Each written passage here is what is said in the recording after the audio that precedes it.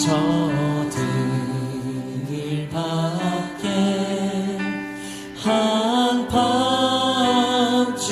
한밤중에 양 틈에 자던 목자들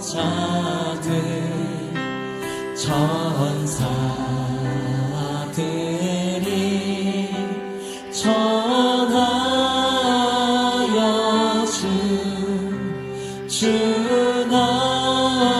주나신 소식 들어 저동방에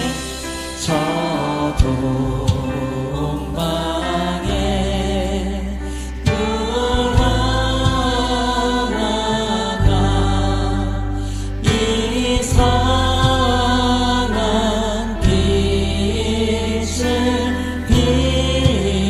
비추어 이 땅 위에 큰 영광이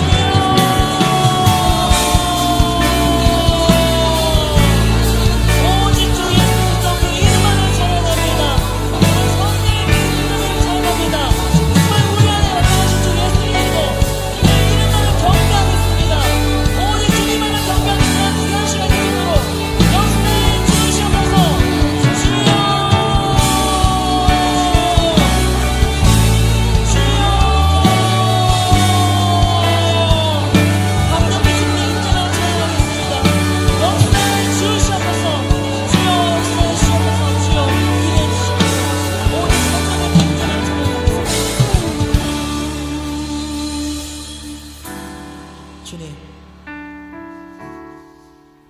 죄인된 저희를 구원해 주시기 위해 이 땅에 오신 주 예수 그리스도, 정말 그 끝없는 사랑을 찬양합니다. 주님으로 인해 저희는 구원받았습니다. 예수 그리스도의 보혈의 피로 인해 저희가 죄 사함을 얻었습니다.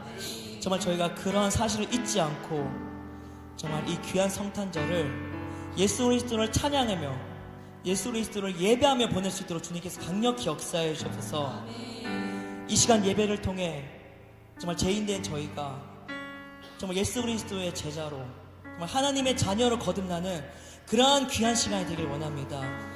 저희의 교만한 마음들, 인간적인 생각들 모두 내려놓고 오직 주님을 찬양하는 데 집중할 수 있도록 주님께서 강력히 역사해 주셔서 이 모든 말씀 저희의 삶 속에 살아계시는 주 예수 그리스도의 이름으로 간절히 기도드렸습니다.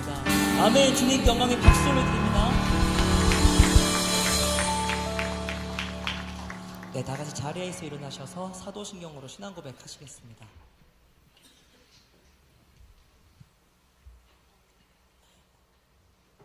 나는 전능하신 아버지 하나님 천지의 창조주를 믿습니다. 나는 그의 유일하신 아들 우리 주 예수 그리스도를 믿습니다.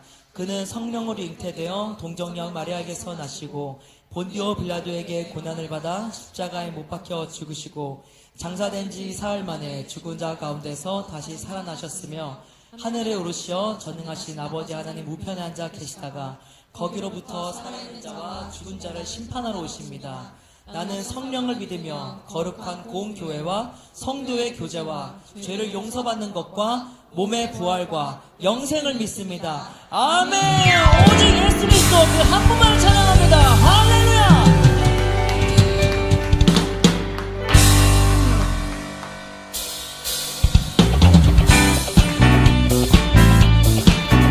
이 시간에는 정말 천사들이 예수님을 찬양하셨던 것처럼 저희 또 예수 그리스도를 전심을 다해 찬양합니다.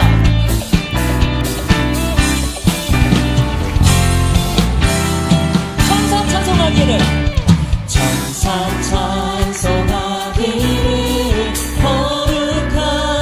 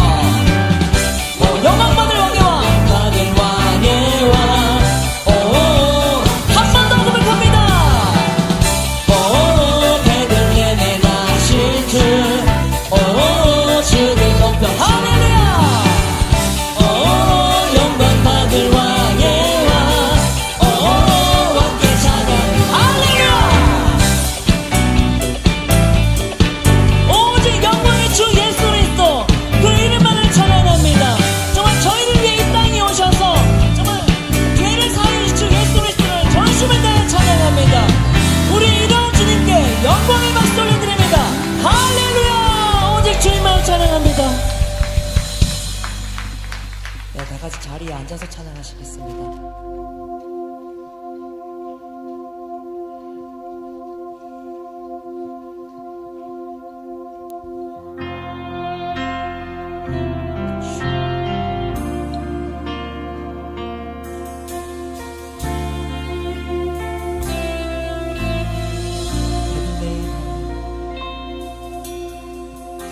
베들레헴 하늘 반짝이는 하며 천사들 노래 들려올 때 세 명의 박사들 그 별을 따라 하나님 아들 찾아왔네. 겸손의 함께 무릎 꿇고 경배 평화의 왕 대신 주 앞에 나 경배합니다. 주님만 찬양받기 합당하시니 큰 존귀와 영광 홀로 받으소서. 오 주 앞에 나아갑니다.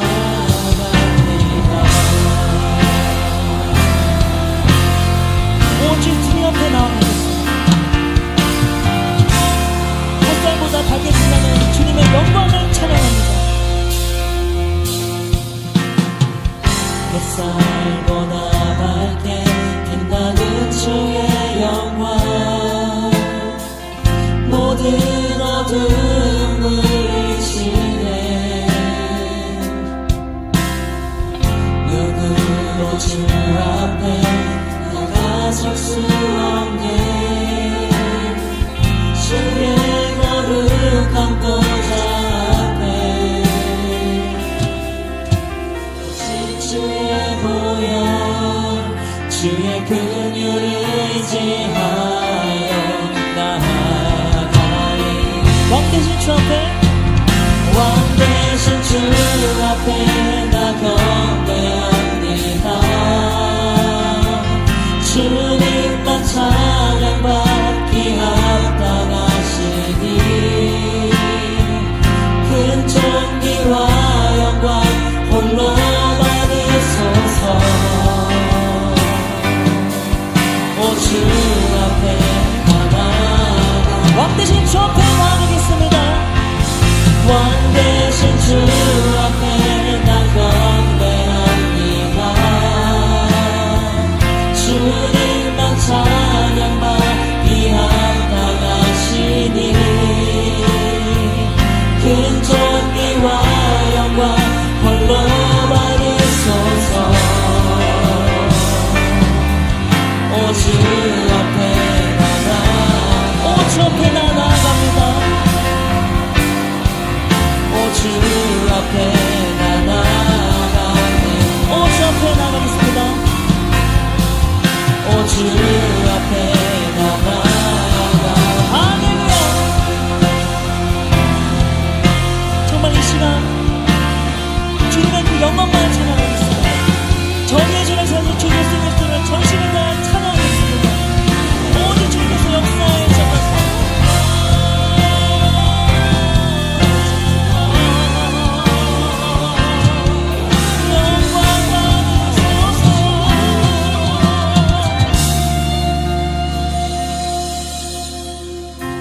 정말 삶에 임해주신 주님, 저희가 다시 일어나서 오직 주님만을 예배하겠습니다. 오직 주님을 찬양하는 것이 정말 기쁨이 될 줄 믿습니다. 주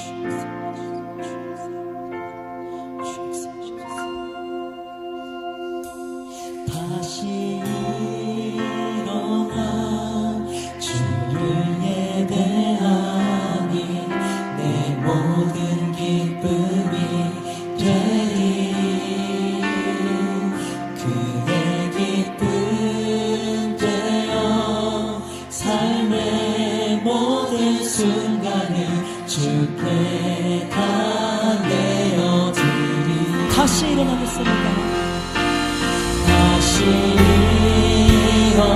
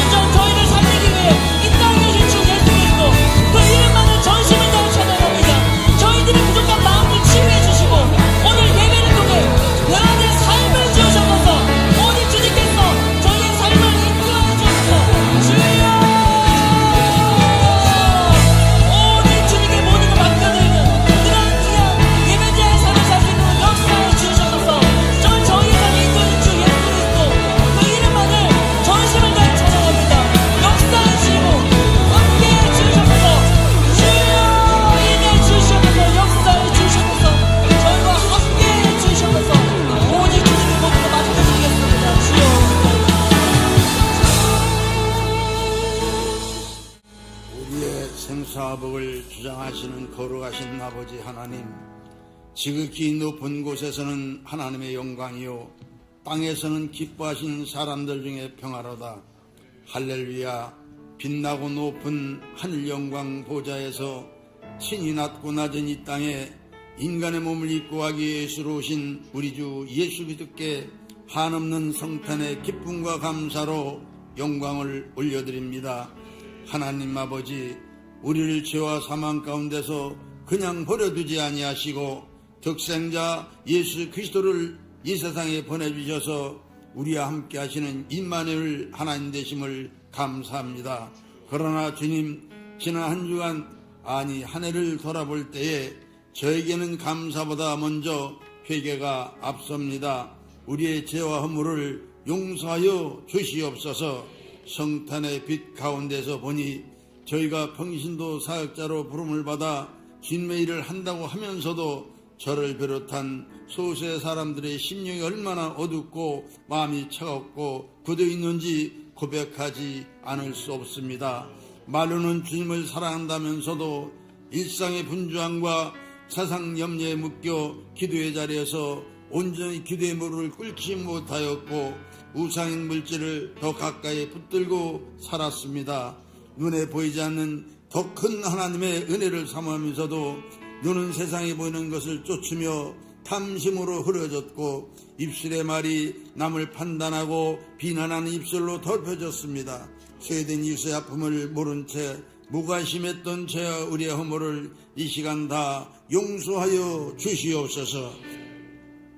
우리가 알거니와 우리의 사람이 예수와 함께 십자가에 못 박힌 것은 죄의 몸이 죽어 다시는 우리가 죄에게 종로로 타지 아니하려 함이니 주님, 이 말씀이 우리 안에 거하사 육신이 되게 하시고 새 사람을 입어 거듭나서 두 날개로 날아오는 건강한 우리의 일교에서 2025년 못한 헌신과 2026년에는 충성하고 헌신할 수 있게 주님 인도하여 주시옵소서. 사랑의 주님, 아기 예수가 참 하나님이시오 구원자이심과 인간이심을 믿게 하시고 골고다 십자가와 부활의 영광인 절대적인 복음의 능력을 우리가 심령으로 듣고 마음으로 믿게 하여 주시옵소서. 우리 교회 성도들과 유아부, 유치부, 또 청소년들과 아버지 청년들이 세상 문화에 쫓지 않게 하시고 거룩함을 갈망하는 요셉과 다니엘 같은 세대로 일어나게 인도하여 주시옵소서. 날마다 주님과 동행하는 삶이 되게 하시고 이 성탄의 기쁨이 오늘 이 하루만이 아니라 360일이 모든 날이 성탄의 기쁨이 넘치는 날 되게 인도하여 주시옵소서. 주님, 우리 교회 세일의 새벽 생일을 축복해 주시옵소서. 새벽마다 말씀과 기도로 우리의 심령을 깨우시고 가정마다 일터마다 삶의 현장에서 무너진 예배 재단이 회복되게 성령님 역사하여 주시옵소서. 식탁 앞에서 짧은 기도에도 길을 오가며 올려드린 기도에도 응답하시는 하나님을 경험하게 하시고 직장과 학교와 일터가 주님이 함께 하시는 선교지요 예배 현장임을 깨닫게 하여 주시옵소서.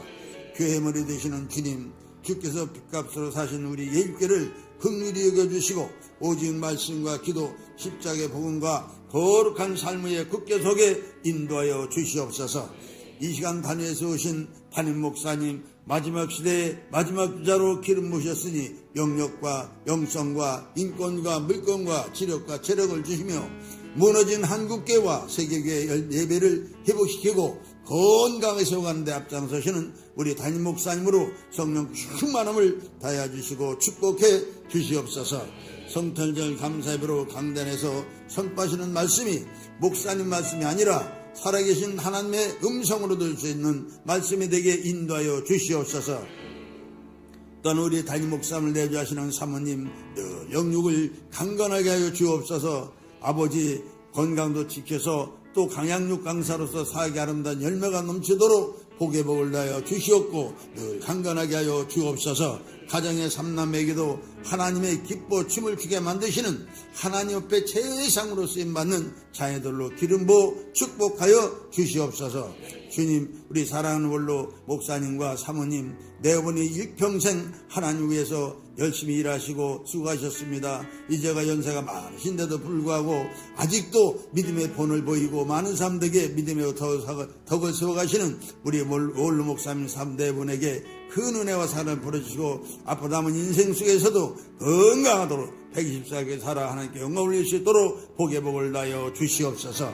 또 우리 교회 장로, 권사, 안수집사와 소속된 모든 재직들이 열심으로 충성과 헌신을 다짐하는 이 성탄절 예배가 되도록 성령님 강력하게 역사하여 주시옵소서.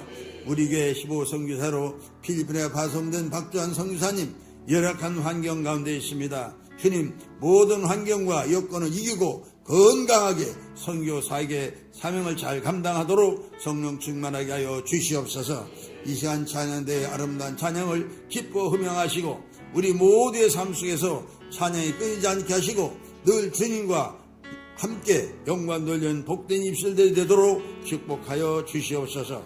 우리를 위해 이 땅에 생명빛으로 오신 예수 그리스도의 이름으로 간절히 기도드리옵나이다. 아멘.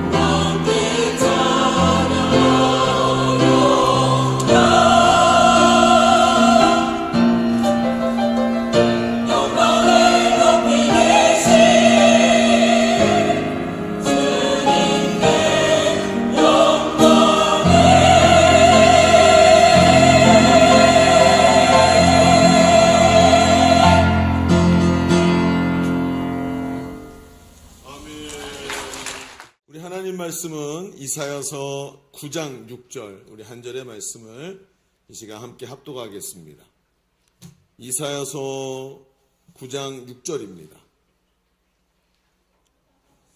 다 찾으신 줄 알고 또 앞에 보시면서 함께 같이 한 목소리로 합독하겠습니다. 시작. 이는 한 아기가 우리에게 낳았고 한 아들을 우리에게 주신 바 되었는데 그의 어깨에는 정사를 메었고 그의 이름은 기묘자라 모사라 전능하신 하나님이라 영존하시는 아버지라 평강의 왕이라 할 것임이라. 아멘. 여러분, 오늘은 12월 25일 성탄절입니다. 이날은 전 세계 기독교 교회가 큰 절기로 지키는 날입니다. 세상에 빛을 전하기 위해 큰 축제로 이렇게 모여서 다 예배하고 또 빛 대신 예수 그리스도를 드러내다 보니 이 성탄절이란 절기가 전 세계에 다 퍼졌고 거의 세계 모든 사람이 성탄절이 무슨 날이고 성탄절에 어떤 의미가 있는지 어렴풋이는 다 알고 있습니다.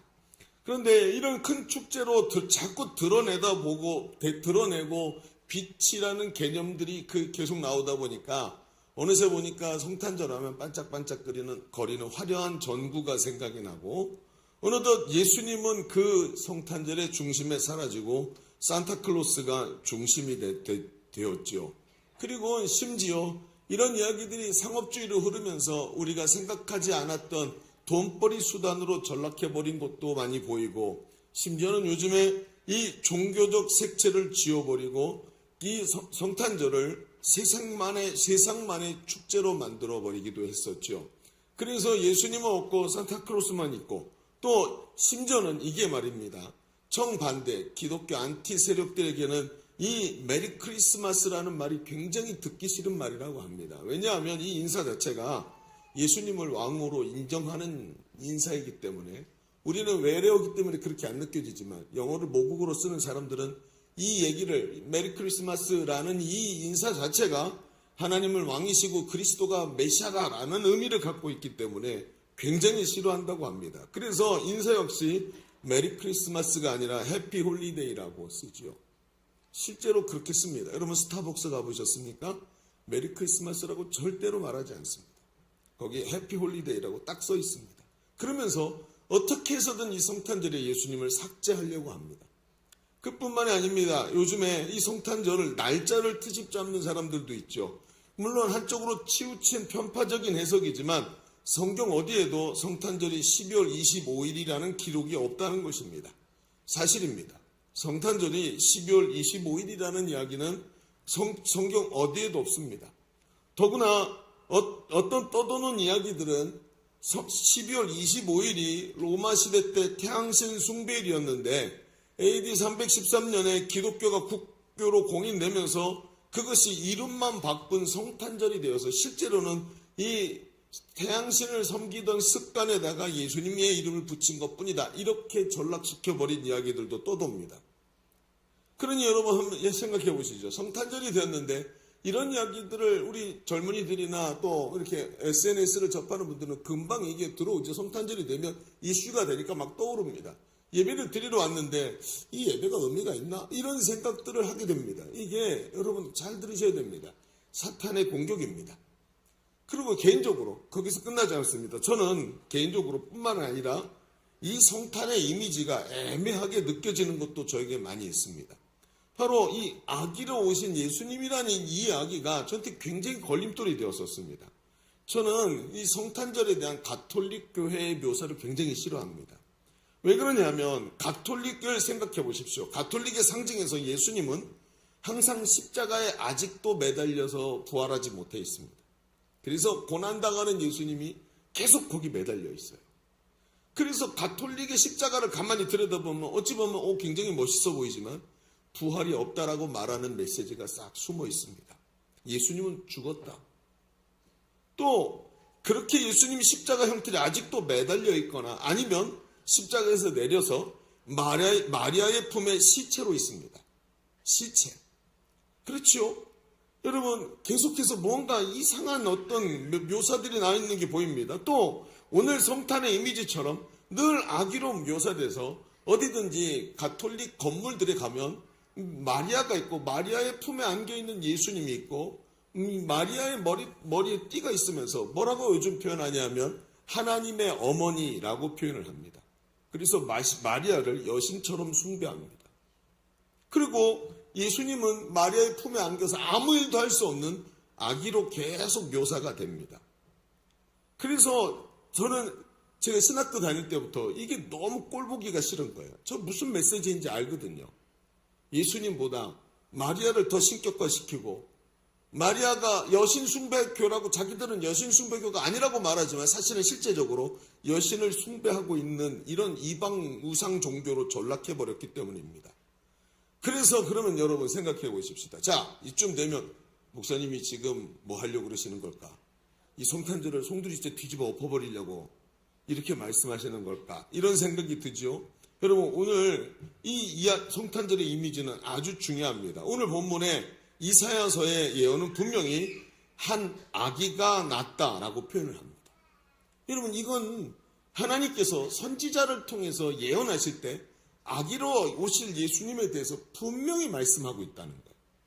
그러면 오늘 제가 시작하면서 굉장히 딴지를 걸면서 말씀을 시작을 하고 있는데 이 아기 이미지는 절대로 외면할 수 없는 아주 중요한 사안이 되는 겁니다. 여러분 오늘 우리가 맞이하고 있는 성탄절은 세상으로부터 또 우리의 오해로부터 심각한 도전을 받고 있습니다. 경제 논리로 또는 영적인 공격 때문에 우리 속에 있는 오해 때문에 성탄절은 도전을 받고 있습니다. 여기서 문제는 이런 도전을 우리가 어떻게 받아 넘기고 또 싸워 이기고 온전한 성탄절 예배를 오늘 아기로 오신 예수님께 올려드릴 수 있겠는가 하는 것이 우리에게 중요한 이야기가 될 것입니다. 오늘 여러분 분명히 싸워서 성탄절을 다시 확보해야 될 줄로 믿습니다. 그러면 오늘 어떤 동기를 우리가 가져야 될 것인가? 오늘 말씀을 좀 깊이 나누어 봅시다. 예수님은 왜 성탄의 아기 예수님으로 오셔야 했을까요?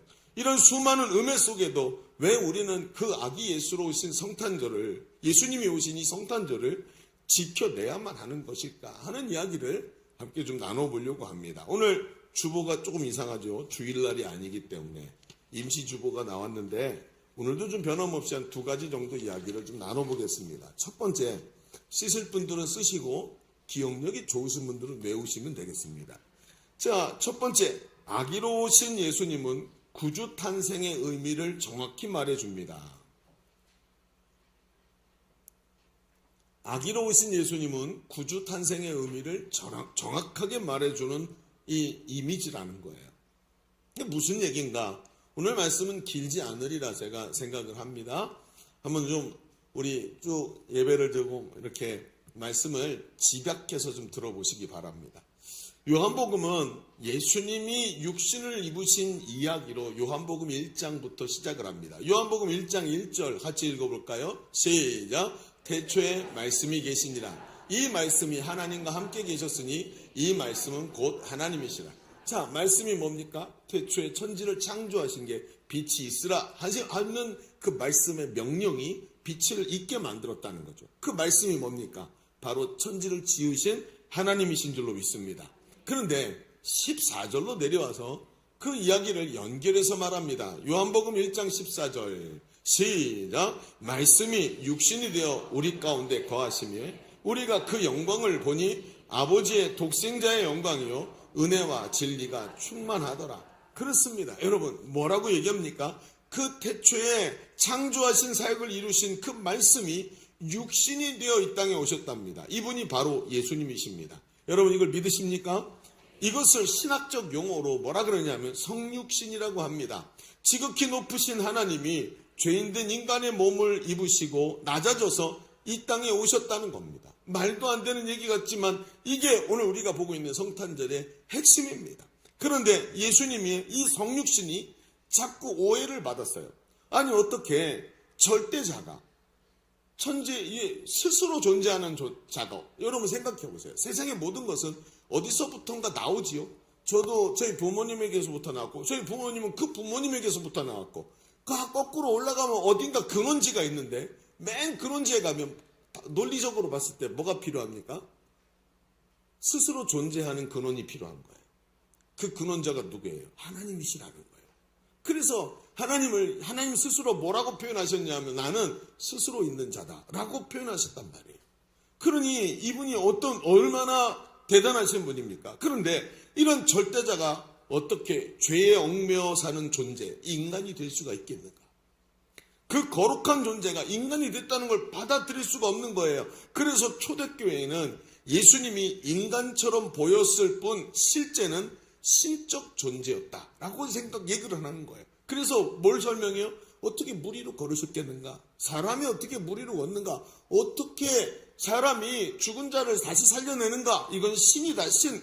그래서 예수님을 더 높이는 방법이 뭐냐면 그분은 죄가 없는 육신을 겉으로 보기엔 육신을 입으셨 것처럼 보이지만 그분은 하나님이시다 하면서 예수님의 인성을 부인하는 이단들이 많이 있었다는 거예요. 그러니까 그 말이 어때요? 설득력이 있는 거예요. 그렇지. 하나님이시지. 인간이 되면 우리처럼 죄를 갖고 계신 분인데 이런 이야기가 이 초대교회 많이 사람들을 헷갈리게 만들었다는 것입니다. 그러나 여러분 한번 생각해 보시죠. 만일 예수님이 완전한 인간이 아니시고 오직 거룩하신 하나님이시라면 부활은 우리에게 아무 의미도 없는 것입니다. 하나님은 영적 존재이시므로 죽지도 않고 부활이 필요가 없으신 분입니다. 그러나 성경은 예수님께서 육신을 입고 아기로 태어났다고 묘사하고 있습니다. 요한복음 1장 14절에 말씀이 육신이 되어 우리 가운데 거하셨답니다. 예수님은 완전한 인간이십니다. 인간이 세상에 태어날 때 거치는 모든 과정을 다 거치고 육체를 입고 태어나신 영원하시고 완전하신 하나님이신 줄로 믿습니다. 그래서 이 양성이 다 존재하는 거예요. 완전한 하나님이시면서 완전한 인간이시라는 거예요. 그래서 이분이 인간으로 태어나실 뿐만 아니라 어린 시절을 거치고 육신을 입고 성장하셨고 그는 완전한 인간인 동시에 완전한 하나님으로 우리 앞에 서셨다는 것입니다. 그분이 육체를 입고 오셔서 육체로 죽임을 당하시면서 그 육체로 우리의 죄를 대신 짊어지셨기 때문에 육신을 입은 우리의 죄가 예수님께 전가가 되고 예수님이 우리의 죄를 대신해서 사하시고 죽음으로 우리의 죄를 없애실 수 있었다는 것입니다. 여러분 한번 생각해 보십시오. 우리의 죄를 가져가야 되는데 만약에 컵이 이렇게 생기지 않고 컵이 이렇게 생겼다면 이거 물을 담을 수 있겠느냐는 거예요. 컵은 무조건 이렇게 움푹 파여 있어야 물을 담는 것처럼 예수님이 우리의 죄를 대신 지시기 위해서는 완전한 하나님, 죄 없으신 분이심에 동시에 육신을 입고 계셔야 우리 육신의 죄를 담으실 수가 있는 거예요.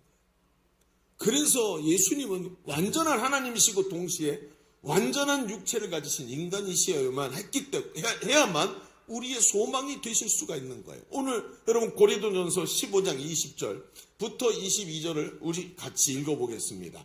자, 시작. 그러나 이제 그리스도께서 죽은 자 가운데서 다시 살아나사 잠자는 자들의 첫 열매가 되셨도다. 사망이 한 사람으로 말미암았으니 죽은 자의 부활도 한 사람으로 말미암는도다. 아담 안에서 모든 사람이 죽은 것 같이 그리스도 안에서 모든 사람이 삶을 얻으리라. 할렐루야. 여러분 그렇습니다. 그분은 십자가에서 우리의 죄를 대신 다 그 육체에 담으시고 우리를 대신해서 죽으시면서 우리 죄를 완전히 지워버리신 줄로 믿습니다. 그게 육체가 있으셨기 때문에 되는 일이라는 거예요.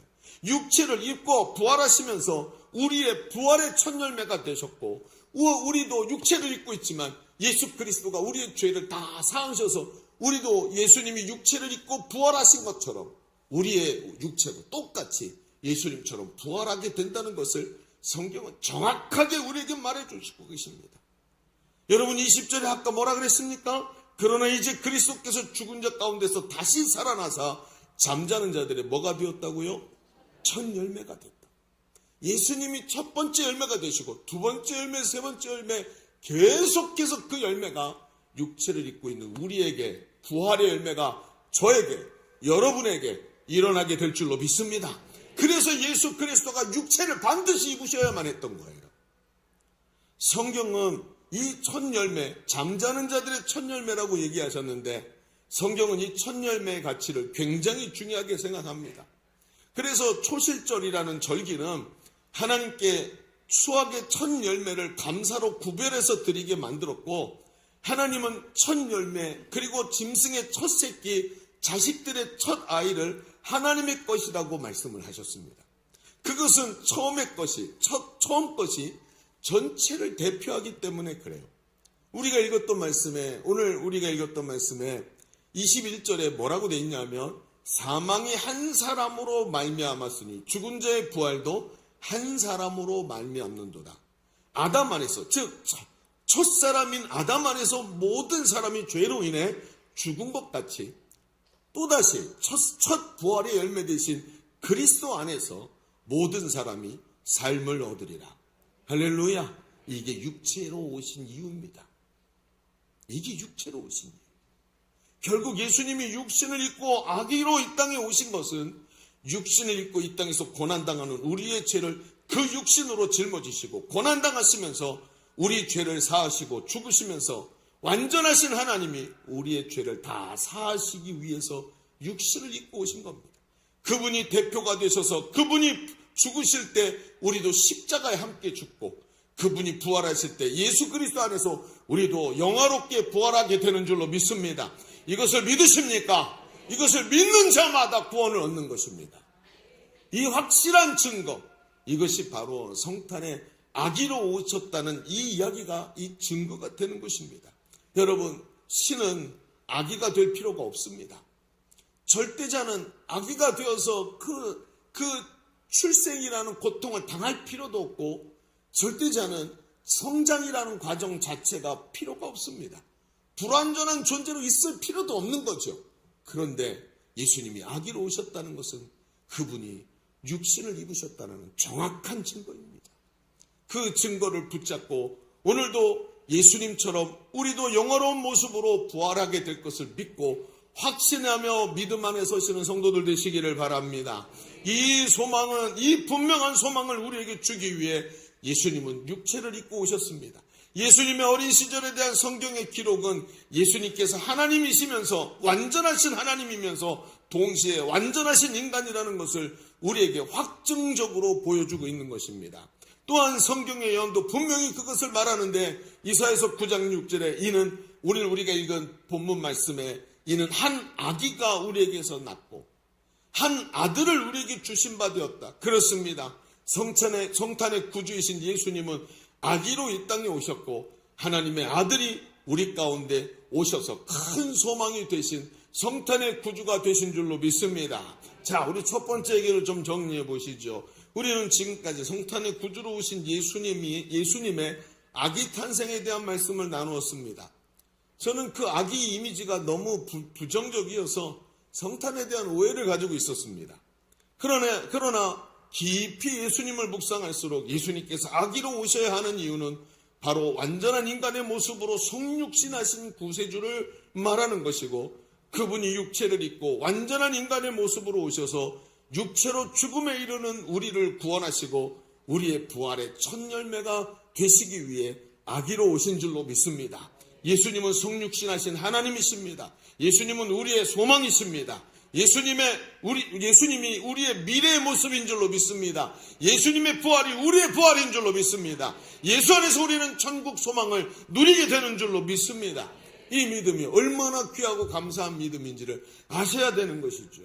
자, 그러면 이제 앞에서 말한 성탄에 대한 여러 가지 도전 중에 이 아기 이미지에 대한 오해는 많이 해결이 된 것 같아요. 그런데 앞서서 말한 세상 가치의 도전으로 퇴색되어 가는 이미지에 대한 의문이 아직도 여전히 좀 남아 있습니다. 아니 12월 25일이 태양신 숭배일이라며요. 아니 이게 지금 12월 25일 이 예수님의 성탄절이라고 말하기가 어렵다면서요.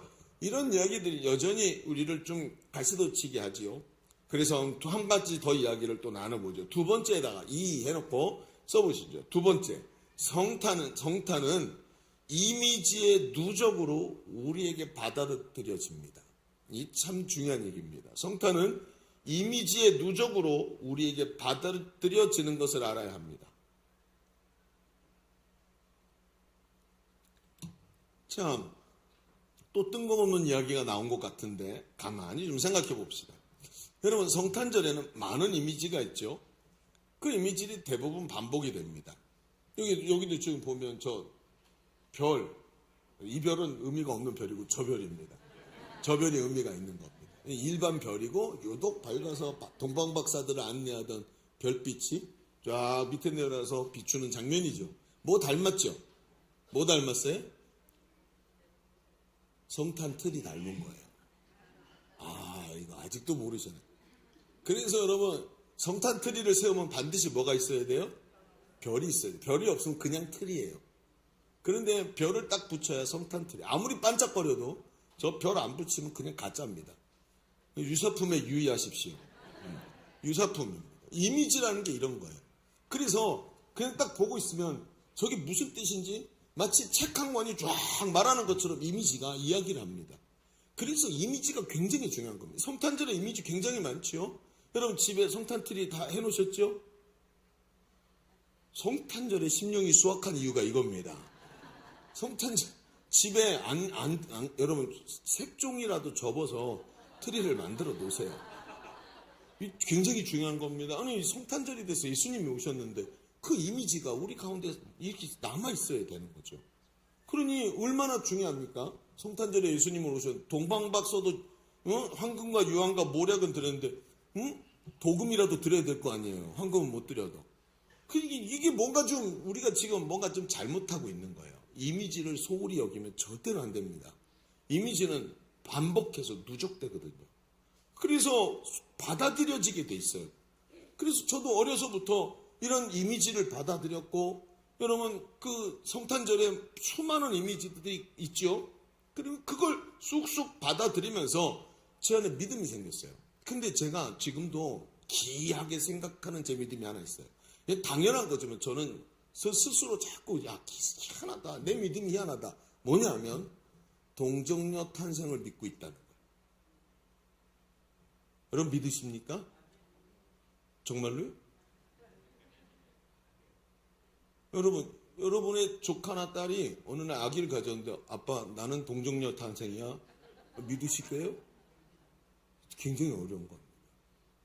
정말 어려워요. 사실은 동정녀 탄생이라는 이미지가 이게 이 말씀이 우리에게 받아들여졌다? 이게 뭔지 아십니까? 이미 어렸을 때부터 동정녀 몸에 나셨다는 이미지의 누적이에요. 이게 우리에게 믿음을 형성합니다. 그래서 이 선뜻 받아들여지지 않는 비과학적인 내용으로 들리는데 이게 잉태가 된 게 나중에 성령의 감동으로 쑥 들어와서 믿어지는 거예요. 할렐루야. 그래서 이미지가 교회 안에 계속 이런 이미지가 있어야 되는 거예요. 이런 이미지. 그래서 여러분 성탄절 연극에는 뭐예요? 아기 예수 나심을 주제로 하는 겁니다. 배가 뿔로 튀어나온 마리아가 반드시 나와야 돼요. 그 동정녀 탄생이라는 개념이 이 이미지가 자꾸 사라지고 성탄절에 다른 얘기들이 자꾸 앞에서 등장을 하면 이미지가 사라지는 거예요. 저는 그걸 우려스럽게 봅니다. 성탄절이 됐는데 성탄 찬양이 나오지를 않아요. 크리스마스 캐롤이요? 중요합니다. 저기 술 먹는 데서라도 울려 퍼져야 합니다. 아멘. 술 먹는 데서라도 울려 퍼져야 되는 게 캐롤이에요. 어디서든 이 이미지가 나와야 되고 어떻게 해서든 여러분 아유 저 백화점이 저렇게 잘했는데 교회에서 뭐 반짝거리는 거 붙여봤자 좀 왜소하고 그렇죠? 아니요. 붙여야 합니다. 그렇죠? 그리고 반드시 별을 달아야 합니다. 이미지가 무너지면 안 되는 거예요. 그래서 반복적으로 들어가면서 이 메시지가 내 안에 누적이 됩니다. 자, 그런데 이런 얘기들은 좀 가만히 깔아놓고 좀 얘기를 해볼까요? 성경은 처음부터 이 내용을 분명히 전제로 두고 있어요. 어떤 내용이냐면 동정녀 탄생이요. 자, 창세기 3장으로 가봅시다. 자, 여기는 뭐예요? 뭐 갑자기 창세기까지 가요? 그것도 20장, 30장이 아니고 몇 장이요? 3장. 창세기 3장 15절에 같이 보십시다. 같이. 자, 시작. 내가 너로 여자와 원수가 되고 여자의 후손도 내 후손도 여자의 후손과 원수가 되게 하리니 여자의 후손은 내 머리를 상하게 할 것이요 너는 그의 발꿈치를 상하게 할 것이요. 여러분 성경은 뱀의 머리를 상하게 할 존재가 여자의 후손이라고 말을 합니다. 이게 창세기 3장의 말씀. 이걸 보고 원시복음이라고 얘기를 하는데 예수님을 말하는 거죠. 여자의 후손. 유대인의 개념상 자신들은 아브라함의 후손이에요. 그러니까 아브라함의 자손, 이삭의 자손, 그렇죠. 야곱의 자손입니다. 그런데 여자의 후손이라고 칭한다는 거예요. 남자가 아닌 여자의 후손은 바로 남자의 씨가 아니라 동정녀에게서 태어나신 예수님, 그 예수님이 여자의 후손으로 나오셔서 사탄의 머리를 상하게 하신다는 정확한 예언입니다. 그분은 성령으로 잉태되셨습니다. 여러분 아멘입니까? 이게 믿어지는 거예요. 마태복음 1장 20절에 이렇게 말합니다. 이 일을 생각할 때 주의 사자가 현몽하여 이르되 다윗의 자손 요세바. 누구라고요? 다윗의 자손 요세바. 내 안에 마리아 데려오기를 무서워하지 말라. 그에게 잉태된 자는 성령으로 된 것이니라. 여러분, 이 이야기가 우리에게 주는 아주 중요한 몇 가지 이야기가 있는데, 여러분, 동정녀, 왜 동정녀 탄생이어야만 할까? 왜 이렇게 여자의 후손, 성령으로 잉태되어서 동정녀, 왜 이런 걸 꾸역꾸역 여기다 집어넣었을까? 첫 번째 이유가 있어요. 첫 번째, 하나님께서 선지자들에게 말씀하신 메시아의 조건은 다윗의 후손이자 동시에 하나님의 아들이어야만 합니다. 그렇죠? 그러니까 다윗의 자손 요세바하고 얘기를 하는 거예요. 왜? 실제로 다윗의 족보 안에 있기 때문에. 그래서 다윗의 자손으로 예수님이 오셨고, 동시에 어떻게 돼요? 사람의 이 씨로 잉태가 된 게 아니라 하나님의 아들, 하나님의 성령으로 잉태가 되어야만 하는 거예요. 그래서 메시아인 것입니다. 다윗의 가문에 성령으로 잉태되어 동정녀의 몸에서 태어나야 메시아인, 이분이 바로 예수님이십니다. 성탄의 기사들은 모두 다 선지자의 예언이 적중하고 있다는 이야기들을 계속 씁니다. 여러분 복음서를 펼쳐보십시오. 이는 예언을 이루고자, 응하고자 합니다. 이루고자 합니다. 그러면서 계속 성탄의 메시지 사이사이마다 예언대로 되었다라는 도장을 땅 찍고 있습니다. 그렇습니다, 여러분. 성탄의 기사들은 모두 다 선지자의 예언이 적중하는 이야기들로 다 도배되어 있습니다. 그중 가장 강력한 증거가 바로 이 동정녀 탄생입니다. 여러분, 동정녀의 몸에 나신 이가 우리의 구세주이신 줄로 믿습니다. 하나님의 아들이신 줄로 믿습니다. 유대인들은 지금도 눈이 가려져서 예수님을 메시아라고 말을 못합니다. 그러나 성경에 예언된 대로 동정녀 탄생을 믿는다면 예수님이 나의 구원자라는 확신을 얻게 되는 것입니다. 그래서 모든 것이 동정녀 탄생에다가 초점을 딱 맞추고 있다는 겁니다. 또 한 가지, 왜 꼭 동정녀 탄생이어야만 하는가? 예수님이 이렇게 동정녀에게서 탄생하신 것으로 인해 고린도전서 15장에 보면 첫 아담과 다른 마지막 아담이 되셨다라고 표현을 합니다. 자, 그러면서 죄는 없으시되 죄를 용서하실 수 있는 분이 되신 거예요. 누가? 첫 아담과 다른 마지막 아담. 히브리서 4장 15절을 같이 읽어봅시다. 히브리서 4장 15절 같이 읽어봅니다. 시작. 우리에게 있는 대제사장은 우리의 연약함을 동정하지 못하리가 아니요 모든 일에 우리와 똑같이 시험은 받으시는 이로되 죄는 없으시니라. 그렇습니다. 이분이 바로 동정녀의 몸에서 나신 예수님입니다. 성경은 바로 이 예수를 믿는 자마다 구원을 얻는다고 말씀합니다. 즉 지존하신 하나님이 육신을 입고 동정녀의 몸에 태어나셔서 이 땅에 오시고 그 죄 없으신 분이 나를 대신해서 죽으시고 부활하셔서 죄인된 나의 부활과 나에게 구원을 주시는 분이 되셨습니다. 여러분, 이 동정녀에게서 탄생하셔서 마지막 아담, 즉 첫 아담이 지은 죄를 완전히 갈아엎어버리시는 새로운 아담, 마지막 아담이 바로 우리 예수님이신 줄로 믿습니다. 이분이 그래서 꼭 뭐가 되어야만 해요? 동정녀의 몸에 태어난 하나님의 아들이어야만 하는 것입니다. 그래서 동정녀 탄생이 이렇게 중요한 겁니다. 여러분, 어느 날인가부터 성탄의 메시지에 자꾸 산타가 등장하면서 중요한 메시지가 사라져가는데 그 중에 하나가 이 동정녀 탄생입니다. 동정녀의 몸에 오셨다는 게 얼마나 중요한지 몰라요. 이걸 놓치는 순간 복음을 놓치게 됩니다.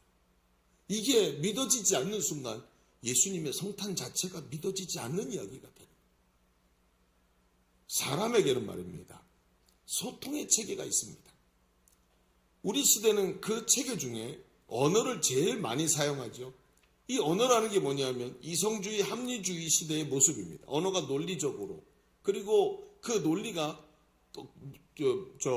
문자를 통해서 사람에게 전달되도록 되었습니다. 그래서 방대하고 복잡한 논리도 이 언어와 문자라는 체계를 통해서 이성주의와 합리주의 시대를 지나면서 그게 체계화된 시대를 우리가 살고 있는 거예요.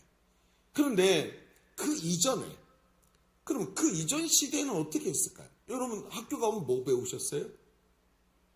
학교에서 뭐 배우셨습니까? 국어, 영어, 수학 전부 뭘로 배운 거예요? 문자와 논리로 배운 거죠. 여러분 근데 지금도 히브리인들은 말입니다. 이 유대인들은 이 종교인으로 부름받은 어린아이들을 교육시킬 때 국어, 영어, 수학을 안 하고 모세 오경을 외우게 합니다. 그래서 몸으로 체득하게 만들어요. 여러분 우리가 생각하는 이 논리 합리주의와 문자 시대 이전에 언어 체계들 이전에 사람들에게 강력한 소통의 체계들이 뭐였냐면 그림. 왜요? 글을 몰랐으니까. 그림, 그렇죠? 조각, 예술품, 그리고 우리의 눈에서 나오고 입에서 얼굴에서 나오는 표정, 분위기, 이 모든 것들이 다 메시지의 전달체계였단 말이에요. 그렇죠, 여러분? 이해가 안 되세요? 처음부터 다시 하십시다. 이게 다 전달체계였단 말입니다. 그러니까 어때요? 이게 이 메시지를 받아들이는 게 여러분 우리가 생각하면 논리체계가 확실한 게 더 메시지를 잘 받아들일 것 같지만 사실은 아닙니다. 예를 들어서 여러분 우리가 고급 레스토랑에 갔습니다. 자, 이 레스토랑이 고급이기 때문에 음식값이 비쌀 걸 알고 많은 돈을 지불할 준비를 하고 가지요.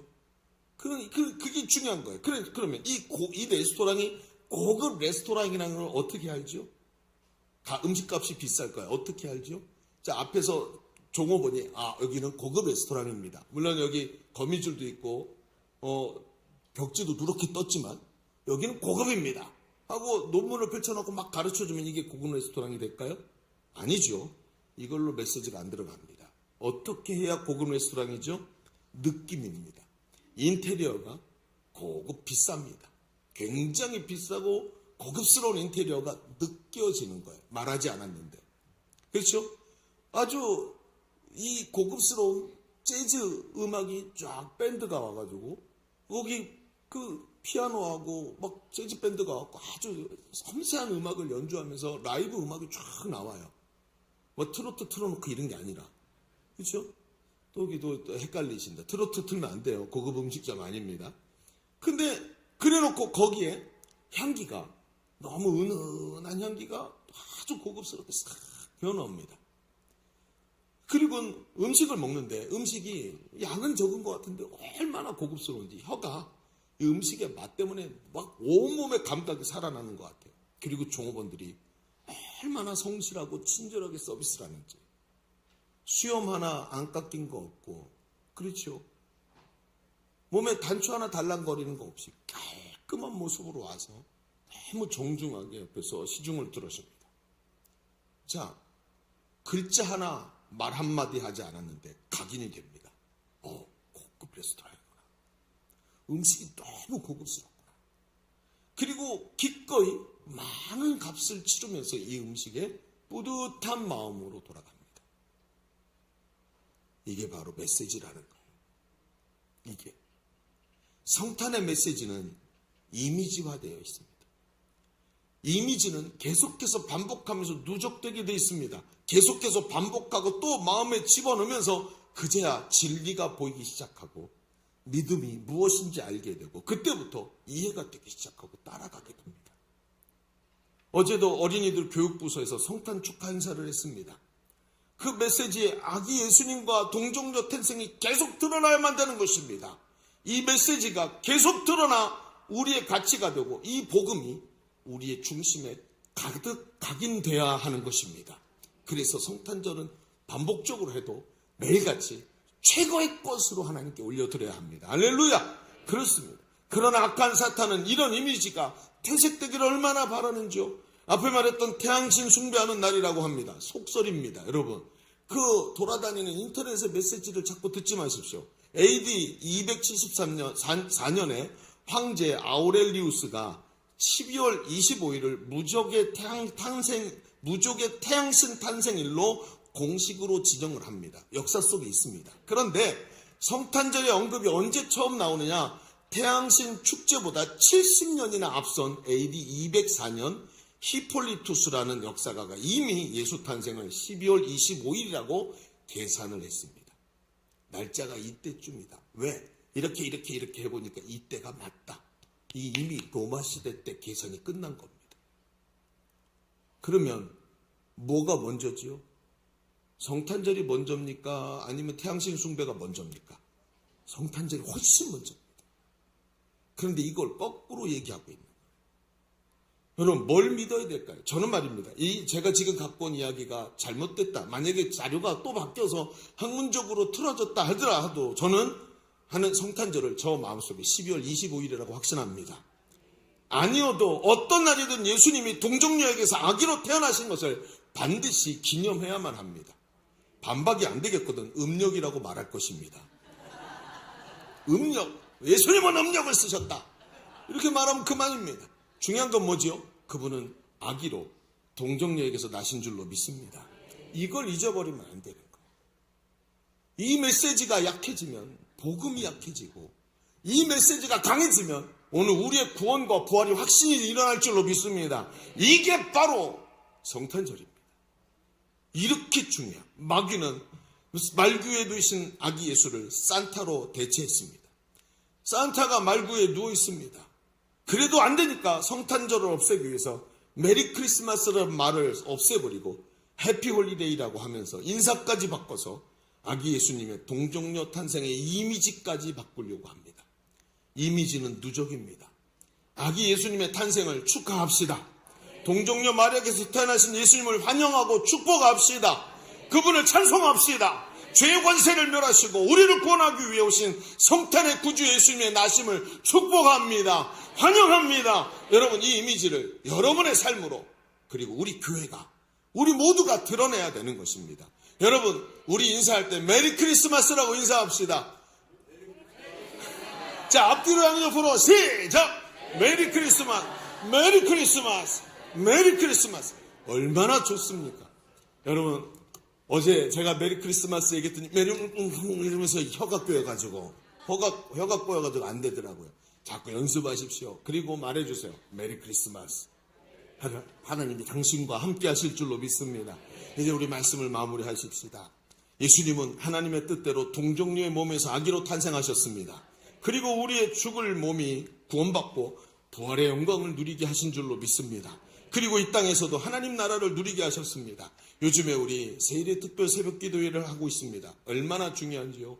여러분, 하나님 나라를 선포하는데 매일 아침마다 가슴 뜨겁게 그 메시지 붙잡고 기도하면서 이 예수 그리스도의 이 복음을 또 드러내고 있습니다. 묵상하기만 하면 심령이 새로워지고 기도의 응사와 능력이 나타나는 줄로 믿습니다. 도전하시기 바랍니다. 아유, 목사님, 이미 제가 결석을 해갖고 아유 개그는 못할 거 걱정하지 마십시오. 우리 교회는 이틀에 패자부활전이 있습니다.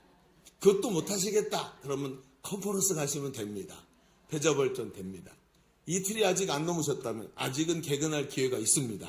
그러니까 처음부터 끝까지 다시 재도전하시기를 바랍니다. 성탄의 메시지는 우리가 이렇게 복음으로 드러내야 돼요. 성탄의 메시지가 이 새벽 기도회를 통해서 강력하게 복음의 승리를 우리 가운데 덧입혀져야 하는 것이고 반복돼야 하는 것입니다.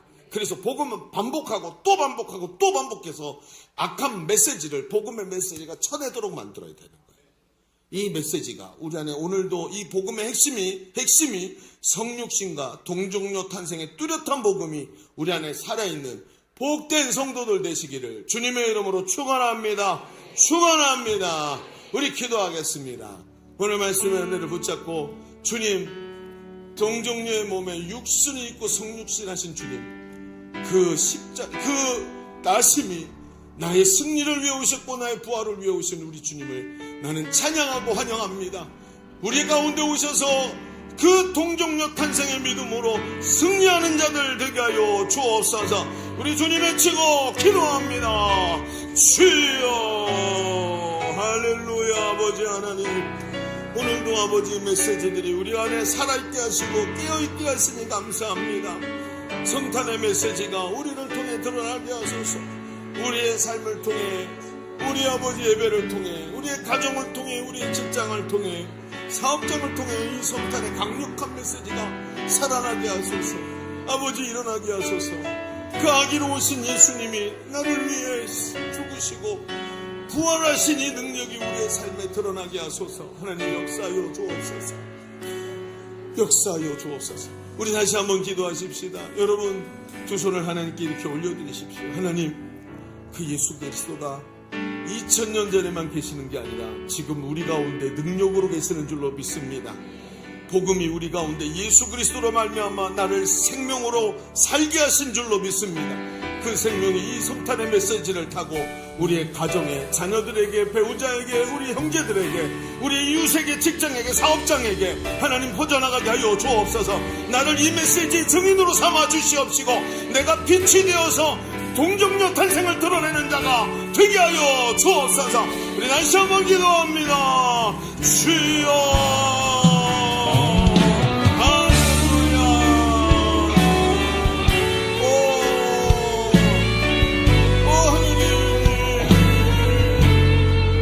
예수 그리스도가 십자가에서 우리를 위해서 죽으시고 승리하시고 우리 가운데 능력으로 나타났음을 믿습니다. 오 할렐루야. 주 예수 그리스도가 아버지 우리 하나님의 능력이 되신 줄로 믿습니다. 오 할렐루야 할렐루야. 그 동정자 타심의 탄생의 능력이 우리를 통해서 하나님 앞에서 메시지의 누적이 일어나게 하시고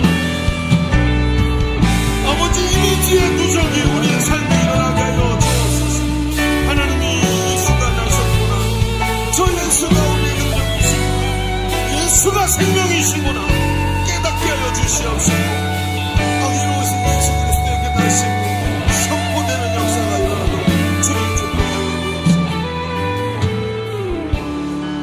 주옵소서. 주님, 우리의 두 손을 능력 있게 하여 주옵소서.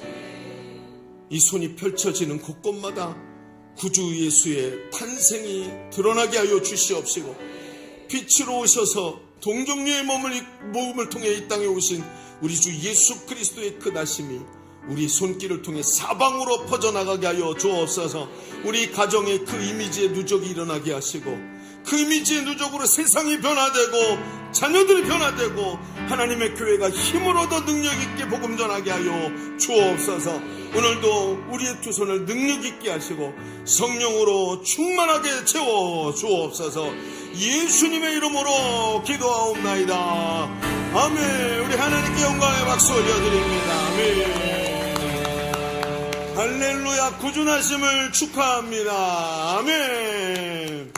우리 이 시간 찬양하면서 준비하신 예물 우리 하나님께 올려드리겠습니다.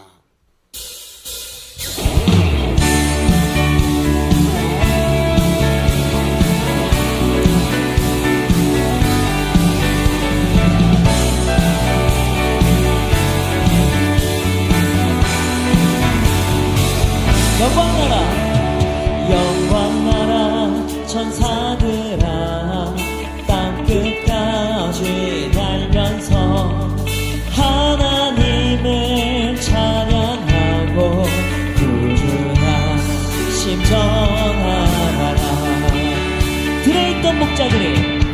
들에 있던 목자들이 밤에 양떼 지킬 때 천사들이 나타나서 구주하심 전해 경배하세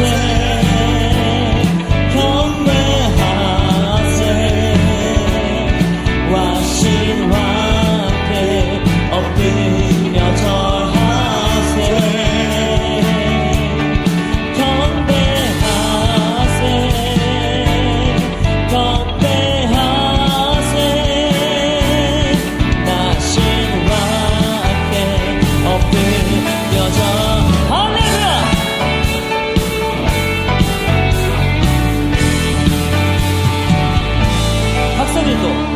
박사들도 기뻐하며 밝은 별을 따라가 구주 예수 나신 것을 널리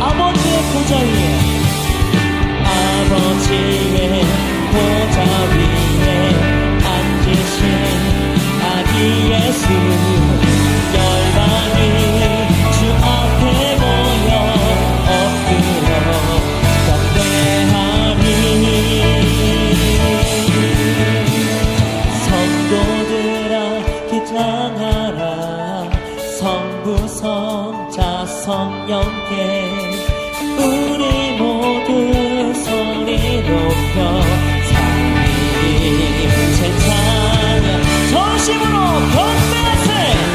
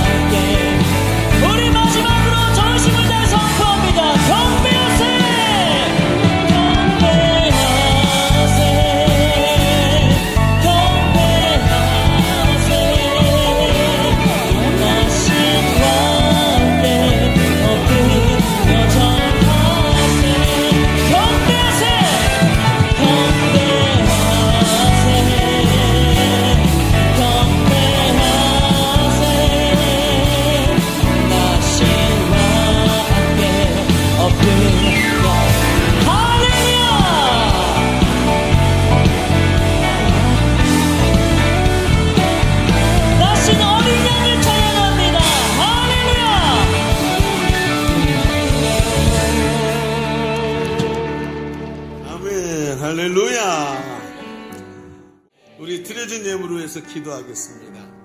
하나님 참 감사합니다.